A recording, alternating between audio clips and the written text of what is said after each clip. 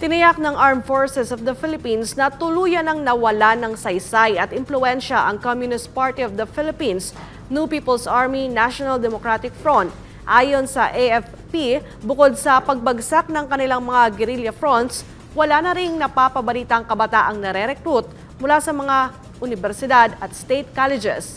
Narito ang ulat ni Franco Baranda.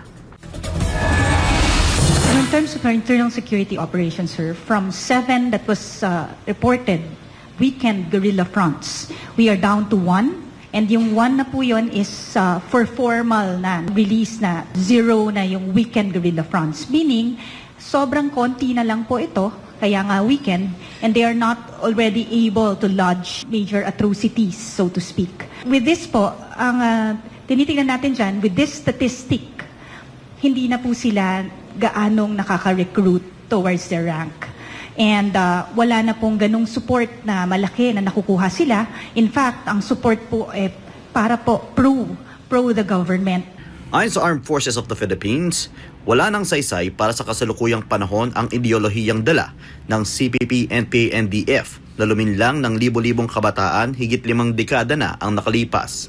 Sa pahayag ni AFP spokesperson Colonel Francel Margareth Padilla, unti-unti nang nawawala ang natitirang impluwensya ng grupo habang bumabagsak ang kanilang bilang dahil sa sunod-sunod na pagsuko ng mga miyembro at pagbuwag ng kanilang mga organisasyon sa kanayunan. Ayon pa sa AFP, malaking tulong din sa pagbagsak ng CPP-NPA-NDF ang mas pinaigting na kampanya ng pamahalaan laban sa recruitment sa mga paaralan at iba't ibang sektor ng lipunan. Kapag ka na-declare na natin na insurgency-free yung area, the AFP will still remain to have forces to maintain the peace that we have gained.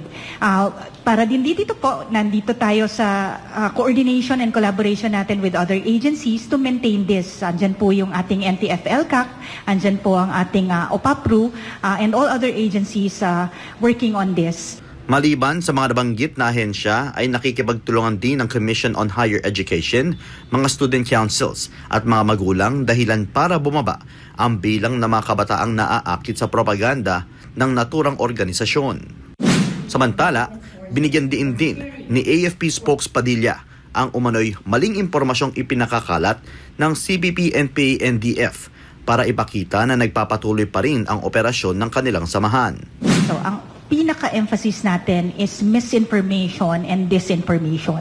So everybody will try to seem to project that they are still relevant kahit hindi na po, no? But ito po talaga yung kina-counter natin as of this time. So ang panawagan nga po natin is magkaisa tayo towards hindi natin i-proliferate ang mga misinformation and disinformation.